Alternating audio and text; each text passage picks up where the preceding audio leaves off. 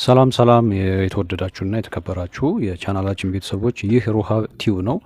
በዚህ ቻናል የተለያዩ መረጃዎችን ወደ እናንተ የምናደርስበት ቻናል ነው ማለት ነው። ዛሬ ገና ወደ ቻናሉ የመጣችሁ ሰብስክራይብ አድርጉ። አሪፍ የሆነ መረጃ ታገኛላችሁ ማለት ነው። እንዲሁም ይህን ቪዲዮ ደግሞ ላይክ አድርጉ። በተለይ ደግሞ ዲያስፖራ ለሆናችሁ ዲያስፖራ ዘመድ፣ ወንድም፣ እህት፣ ጓደኛ ላላችሁ ይህን መረጃ ላኩላቸው። በጣም ጠቃሚ የሆነ መረጃ ነው። እንግዲህ ርዕሱ ላይ እንደተመለከታችሁት ዲያስፖራዎች ወደ ኢትዮጵያ ሲመጡ የሚሳሳቷቸው 10 የተለመዱ ምክንያቶች አሉ። እነዚህን ምክንያቶች እንነግራችኋለን።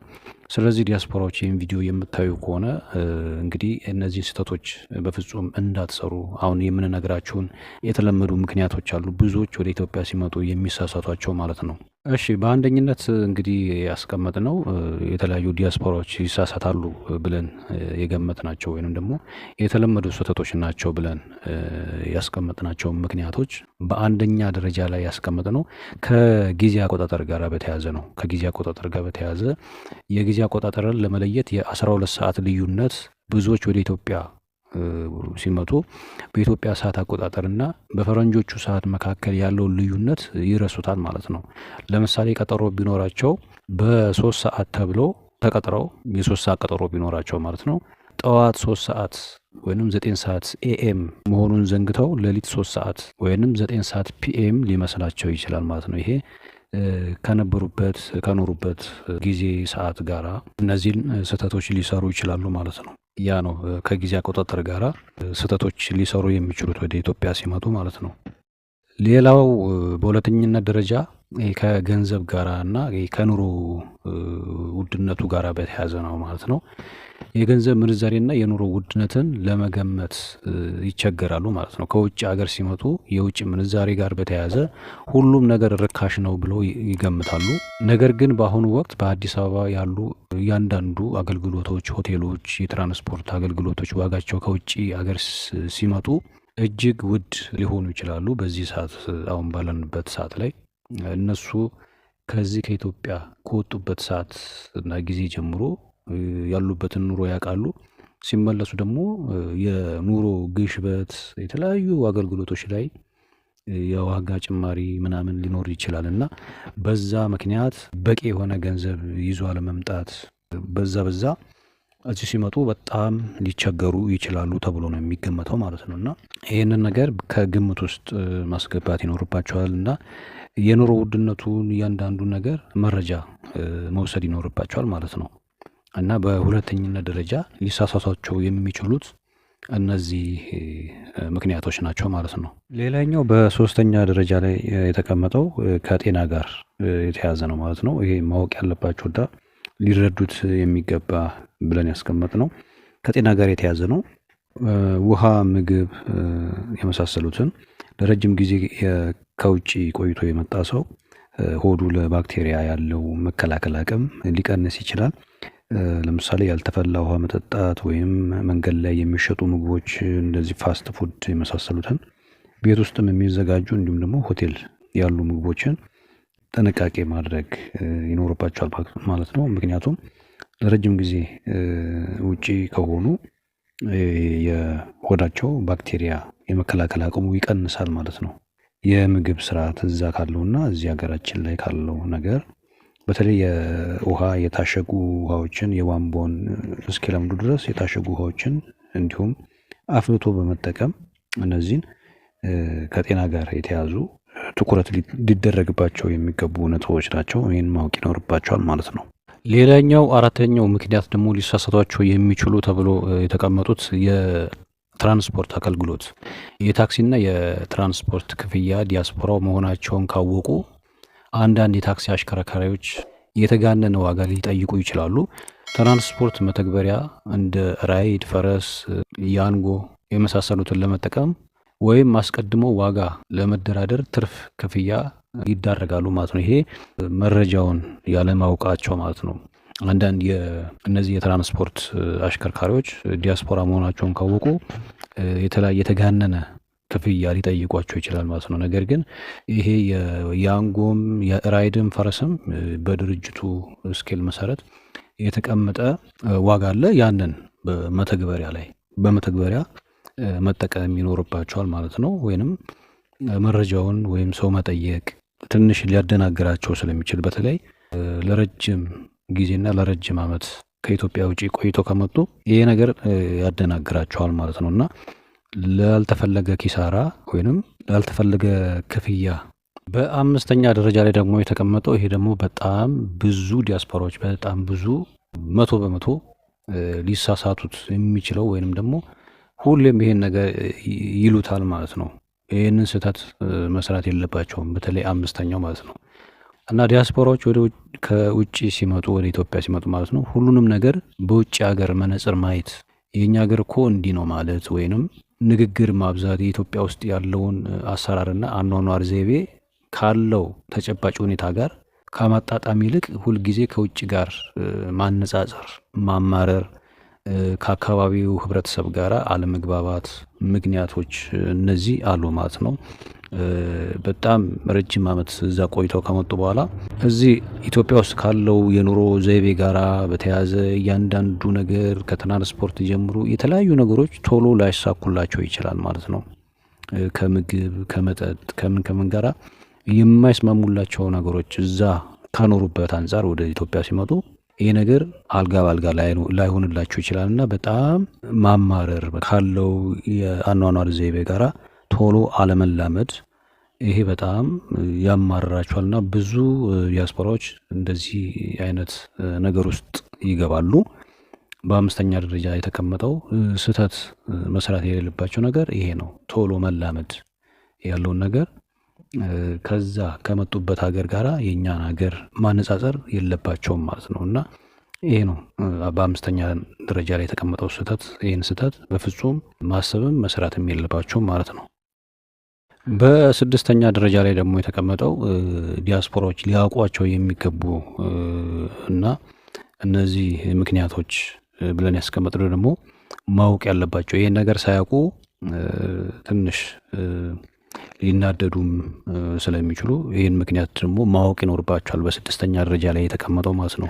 ስድስተኛ ላይ የተቀመጠው የቀጠሮ መዘግየት የሀበሻ ቀጠሮ ሲባል እንደሚሰሙት እሱን ነገር አለመላመድ ማለት ነው። ወደ ኢትዮጵያ ሲመጡ የተለያዩ ዘመዶቻቸውን ጓደኞቻቸውን በሚቀጥሩ ሰዓት እዚህ ቦታ እንገናኝ ብለው ይቀጥራሉ ማለት ነው እነዚህ ዲያስፖራዎች። ስለዚህ በውጭ ዓለም ሰዓት ማክበር መሰረታዊ ሊሆን ይችላል ያሉበት ሀገር። በኢትዮጵያ ሲመጡ ደግሞ የቀጠሩት ሰው በተለያዩ ጉዳዮች በትራፊክ መጨናነቅ በተለያዩ ምክንያቶች ብቻ ብዙ ነገር ያጋጥማል ማለት ነው ወደዚህ ወደ ኢትዮጵያ ውስጥ እና ከኖሩበት ከመጡበት ሀገር በጣም የሚለይ ነገር ስላለ ያ ነገር ላያስደስታቸው ይችላል ማለት ነው እና ከተቀጣጠሩት ሰው ጋራ አለመግባባት ይፈጠራል ማለት ነው።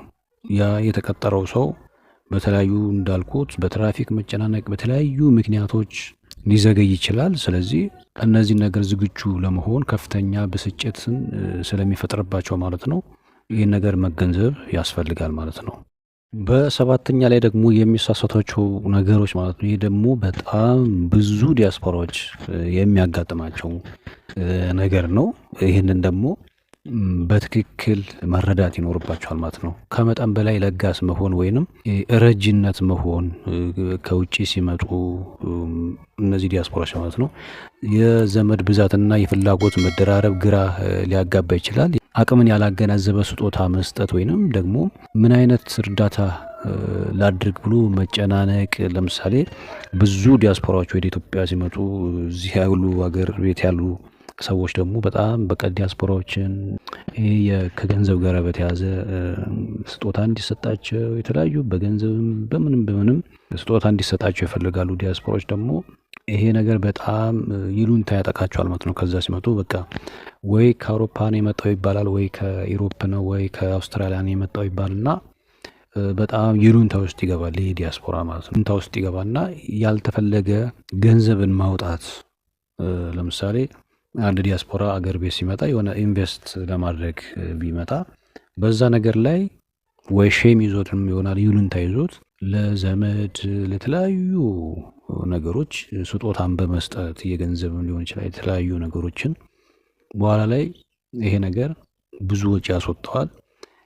ያቀደውንና ያሰበውን ነገር ላለማድረግ ይገደዳል ማለት ነው እና ይሄ በጣም ብዙ ዲያስፖራዎችን ስህተት ውስጥ የሚከት ነገር ነውና ከዚህ ነገር መቆጠብ ይኖርባቸዋል ማለት ነው። ሌላኛው በስምንተኛ ደረጃ ላይ ያስቀመጥነው ዲያስፖራዎች ሊሳሳቷቸው የሚችሉ ተብለው የተቀመጡት ስህተቶች ማለት ነው ከደህንነት ጋራ የደህንነት ጥንቃቄ ማነስ ጋራ ማለት ነው።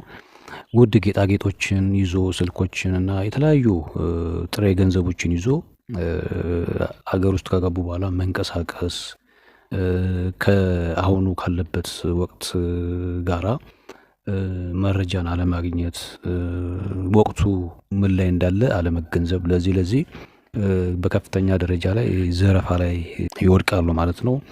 የተለያዩ ገንዘባቸውን፣ ጌጣጌጦቻቸውን በተለያዩ በትራንስፖርትም አንድ ቦታ ከአንድ ቦታ አንድ ቦታ ሲጓጓዙ በተለምዶ ይሄ ሻሿ በሚባልበት ሁኔታ እነዚህ ደግሞ ኢትዮጵያ ውስጥ ያሉ በጣም አሁን ላይ በጣም በዚህ በሻሿና በሌብነት ዙሪያ ላይ በጣም ከጊዜ ወደ ጊዜ ረቂቅ ሆኗል እና ዲያስፖራዎችን ያውቋቸዋል። እነሱ ከአለባበስ ጀምሮ ከአነጋገር ጀምሮ በጣም ነው የሚገነዘቧቸው እና ከነዚህ ነገሮች ከነዚህ ሰዎች መቆጠብ ወይንም ጥንቃቄ ማድረግ አለባቸው ማለት ነው። እነዚህ ገንዘቦችን የተለያዩ ነገሮችን ጌጣጌጦችን አድርጎ መዘዋወር ለዚህ ላልተገባ ዘረፋ ይጋለጣሉና ጥንቃቄ ማድረግ የሚገባቸው ጉዳይ ይሄ ነው ማለት ነው። የተለያዩ አገልግሎቶች ላይ ሲመላለሱ ሆቴል፣ የተለያዩ ቦታዎች ላይ ከትራንስፖርት ጀምሮ እያንዳንዱ ነገር ጥንቃቄ ማድረግ ይኖርባቸዋል። ሌላኛው በዘጠነኛ ደረጃ ላይ የተቀመጠው ምክንያት ደግሞ ወይንም ደግሞ ስህተት የሚሰሩት ማለት ነው ከአየር ሰዓት ጋር ወይንም ከአየር ሁኔታ ጋር አለመገንዘብ ወይንም ደግሞ ግምት ውስጥ አለማስገባት ማለት ነው። ወደ ኢትዮጵያ ሲመጡ ወቅቱን አንዳንዶቹ አያውቁትም፣ ክረምት ይሁን በጋ ይሁን አያውቁትም ማለት ነው።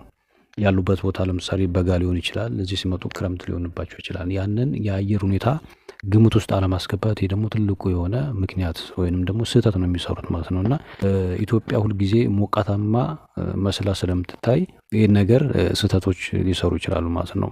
በተለይ በአዲስ አበባ በሌሊትና በማለዳ በጣም ቀዝቃዛ ሊሆን ይችላል። ተገቢውን ልብስ ለመያዝ ለብርድ የሚሆኑ ለሙቀቱ የሚሆኑ ልብሶችን ለመያዝ መጀመሪያ ላይ ኢትዮጵያ ምን አይነት የአየር ሁኔታ አለ ወይንም ደግሞ ክረምት ነው በጋ ነው ጸደይ ነው የሚሉትን የአየር ሁኔታዎች ወደዚህ ከመምጣታቸው በፊት ሊያስቡበት ይገባል ማለት ነው እና ይሄ በዘጠነኛ ደረጃ ላይ የተቀመጠ ትልቁ የሚሰሩት ስህተት ነው ማለት ነው እና እዚህ ከመጡ በኋላ አየሩ ሊቀየርባቸው ይችላል። ካለባበስ ጋር በተያያዘ ላልተገባ ህመም ሊደረጉ ስለሚችሉ ከአየር ጸባይ ጋር በተያያዘ እነዚህን ስህተቶችን እንዳይሰሩ ይህንን የአየር ሁኔታ መገንዘብ ይኖርባቸዋል ማለት ነው። በአስረኛ ደረጃ ላይ የተቀመጠው ደግሞ ይሄ ደግሞ በጣም ወሳኙና በጣም ወሳኙ በቃ አሁን ላይ ዲያስፖራዎችን በጣም በቃ ሰው እንዳይቀበላቸው ሰው እንዲጠላቸው የሚያደርግ ጉዳይ ነው ማለት ነው። በተለይ አስረኛው በትክክል የእውነት በጣም ስህተት እንዳትሰሩ ማለት ነው። ባህልንና ማህበራዊ እሴቶችን መዘንጋት። ኢትዮጵያ ተወልደው ሊሆን ይችላል እዛ አሜሪካ ወይ ዩሮፕ አድገው ባህልን መርሳት ካለባበስ ጀምሮ ማለት ነው እና ወደ ኢትዮጵያ ሲመጡ የአለባበስ ስርዓታቸው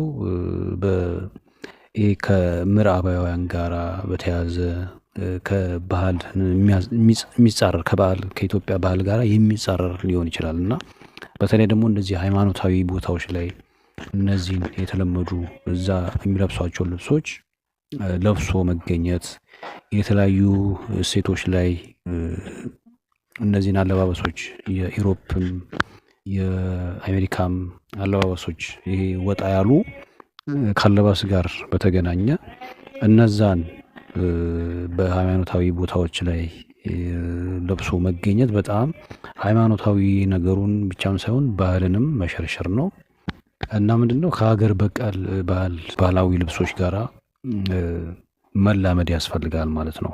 በተለይ ማህበራዊ ቦታዎች ላይ ሊሆን ይችላል፣ ሰርግ ላይ፣ የሀዘን ቦታዎች ላይ የተመረጡ ልብሶችን እዛ በለመዳችሁት ሳይሆን በተለይ ደግሞ በሃይማኖታዊ ቦታዎች ላይ አለባበስ ላይ በጣም ጥንቃቄ ማድረግ ይኖርባቸዋል ማለት ነው። እናንተ በኖራችሁበት እዚህ እንደ ኖርማል ልትቆጥሩ ትችላላችሁና ይሄ ከባህልና ከእሴቶች ጋር በተያዘ በጣም ባህልን የሚያጠፋ ስለሆነ ካለባበስ ጋር በተያዘ ይህንን ጥንቃቄ ልታደርጉ ይገባል ማለት ነው። ስለዚህ ውድና የተከበራችሁ የቻናላችን ቤተሰቦች እንግዲህ ዛሬ ዲያስፖራዎች ወደ ኢትዮጵያ ሲመጡ የሚሳሳቷቸው 10 ምክንያቶች ብለን ያስቀመጥናቸውን መረጃዎች እንግዲህ ወደ እናንተ አድርሰናል ማለት ነው።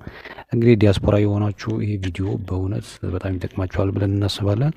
እንዲሁም ደግሞ ዲያስፖራ ላልሆናችሁ ዲያስፖራ ዘመዶች፣ ጓደኞች፣ ወንድም፣ አጎት፣ እናት ካላችሁ ይህንን ቪዲዮ ላኩላቸው፣ በጣም ይጠቀሙበታል ማለት ነው። እና በሌላ መረጃ እንገናኛለን። እንግዲህ ሰብስክራይብ ያላደረጋችሁ ሰብስክራይብ ያድርጉ፣ ቪዲዮን ላይክ ያደረጋችሁ ደግሞ ላይክ አድርጉ፣ ብዙዎች ጋር እንዲዳረስ መረጃው ማለት ነው። በቀጣይ ደግሞ እንደዚሁ አሪፍ የሆነ መረጃ ይዤላችሁ እመጣለሁ። እስከዛው ድረስ በደህና ቆዩኝ።